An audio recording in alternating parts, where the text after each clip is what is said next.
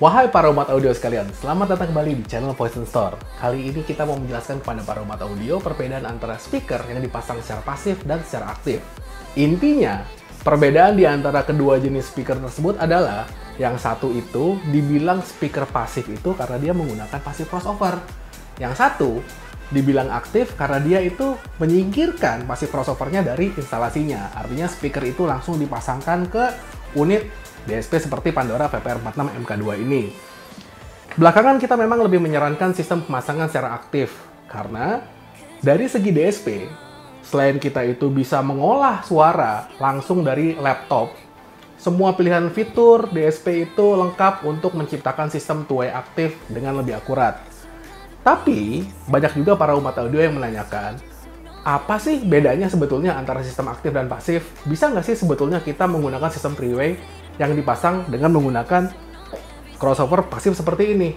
Sebetulnya bisa. Biar lebih jelas lagi, umat audio itu harus dijelaskan mengenai perbedaan antara pasif dan aktif, karakteristiknya, keuntungan, dan juga kekurangannya seperti apa di antara keduanya. Seperti yang sudah kita siapkan di papan tulis di belakang ini.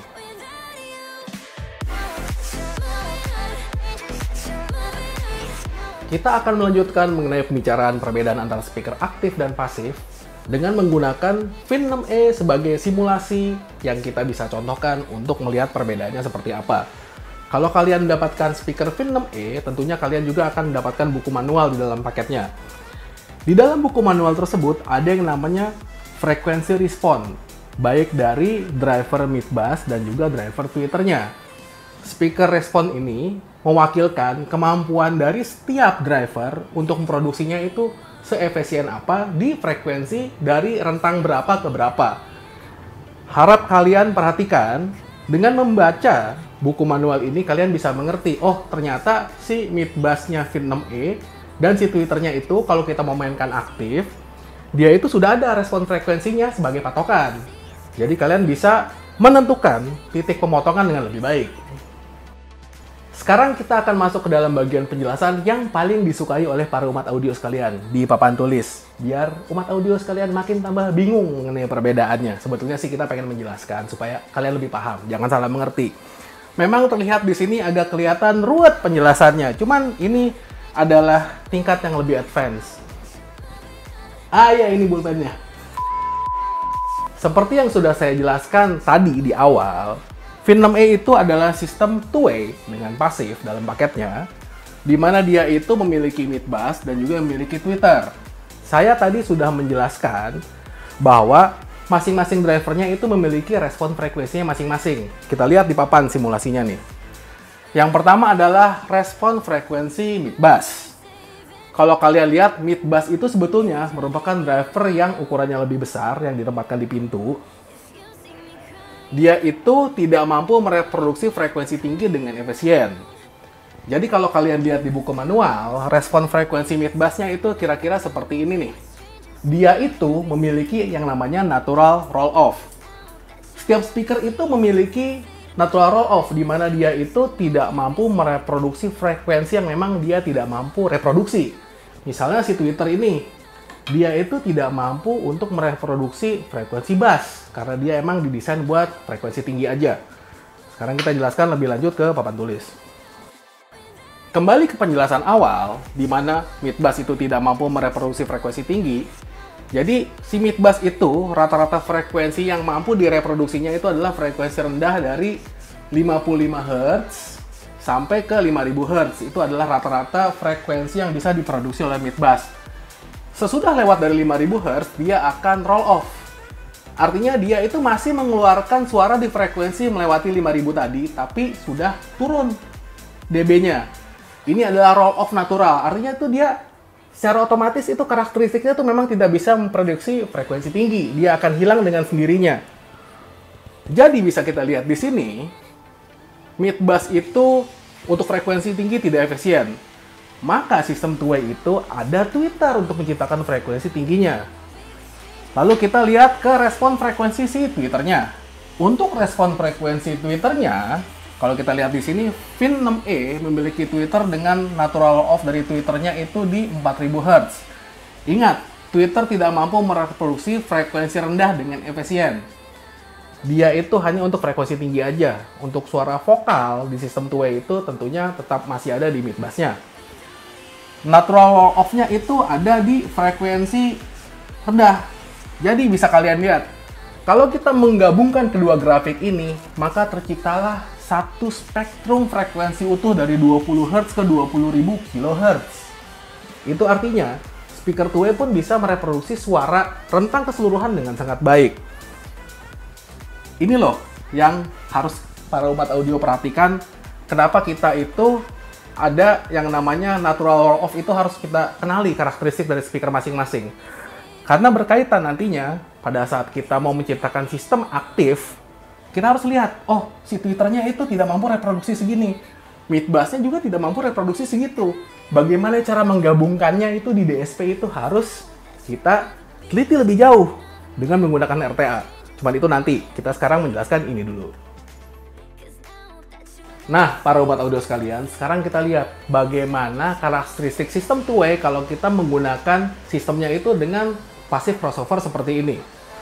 Passive crossover-nya itu biasanya sudah didesain menggunakan komponen-komponen yang diperlukan supaya mid bass dan tweeter itu bisa membentuk crossover, saling tumpang tindihnya frekuensinya itu bisa terjalin dengan mulus dan rapi.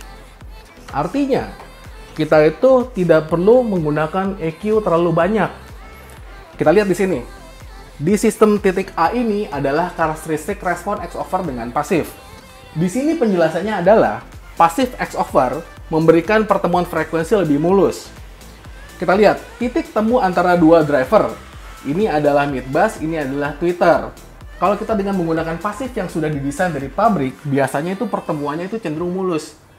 Pada saat pertemuan crossover, si sisa suara dari mid bass dan sisa suara dari tweeter tadi, itu pada saat bertemu dua-duanya kan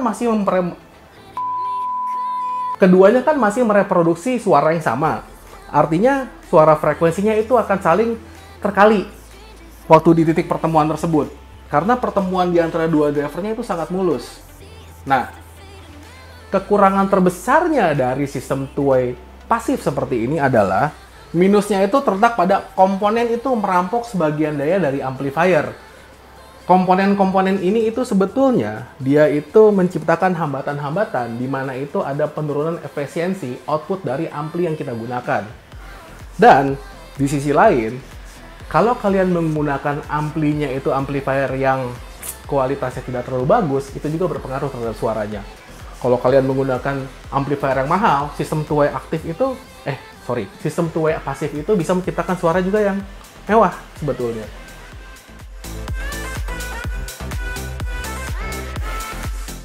Dan sekarang kita akan masuk ke dalam sistem two-way aktif, di mana kita akan menyingkirkan passive crossover supaya speaker baik mid bass dan tweeternya itu bisa langsung disambungkan ke amplifier tanpa menggunakan passive crossover lagi.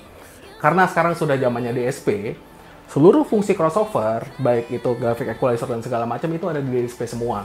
Jadi kita itu lebih menyarankan sistem aktif kalau kita itu menggunakan DSP seperti 46MK2 atau 3.4.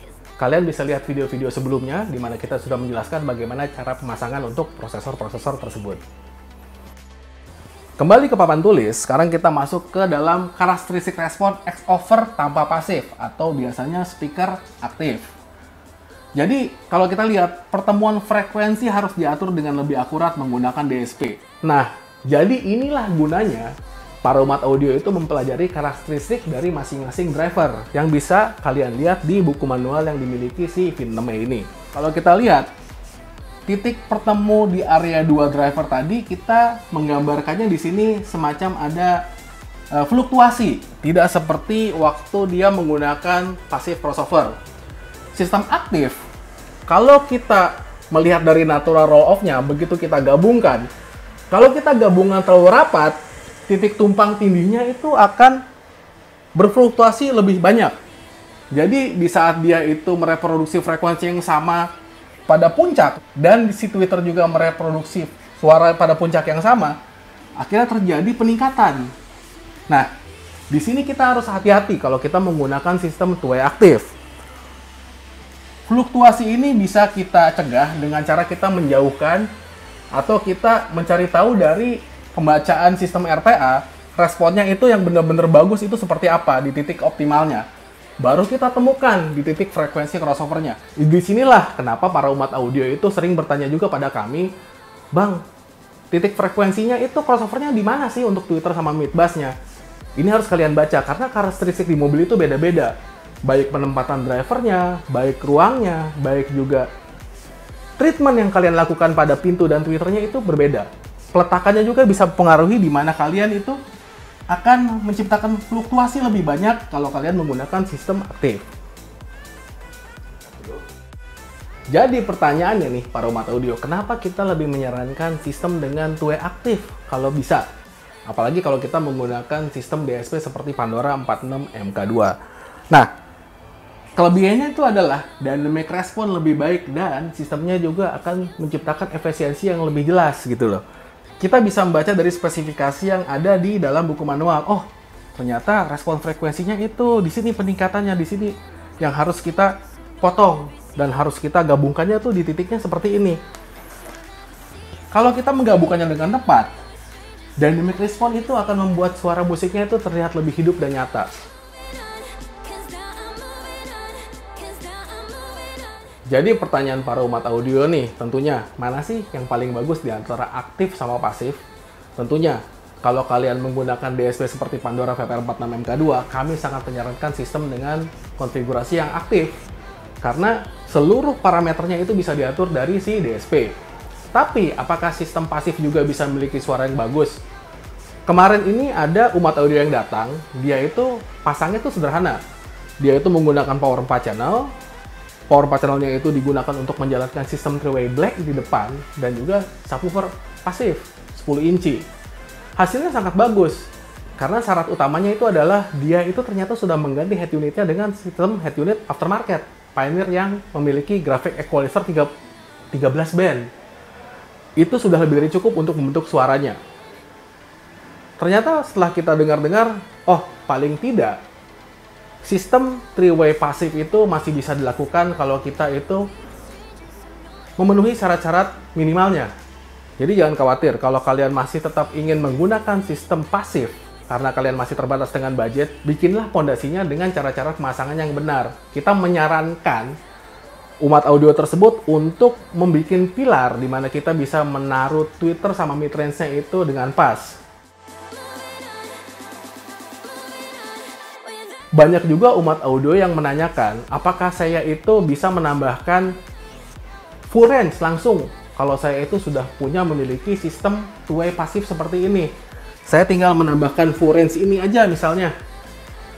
Nggak bisa, karena pertama kita kekurangan di crossovernya, itu satu. Yang kedua, kalaupun kita memisahkan antara mid bass dan menyambungkan mid range dengan tweeternya dengan pasif dari si V6E, hasilnya itu adalah si mid range ini kan mampu mereproduksi frekuensi tinggi dengan lebih baik dibandingkan si mid bass. Yang terjadi dianya itu akan susah dikontrol. Itu adalah kemungkinan yang paling pertama. Jadi untuk menciptakan sistem three-way, kalau kalian itu sudah memiliki sistem two-way V6E seperti ini, kalian mau menambahkan mid range-nya, lebih disarankan kita itu menghilangkan pasifnya, langsung menggunakan VPR46 MK2 untuk menciptakan sistem aktif.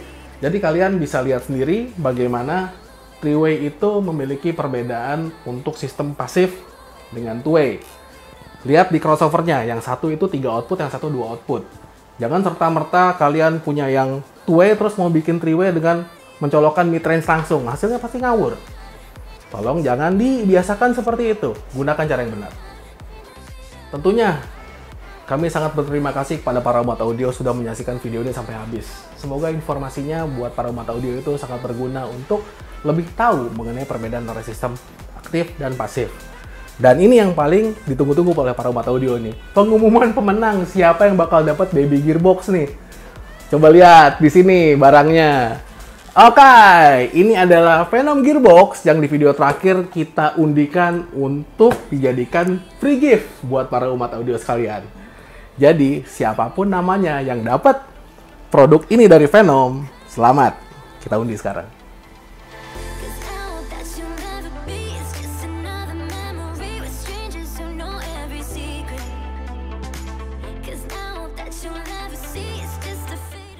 Nah, bagi yang beruntung, yang namanya sudah muncul, silahkan DM ke IG-nya Poison Store. Ini ada di sini alamatnya.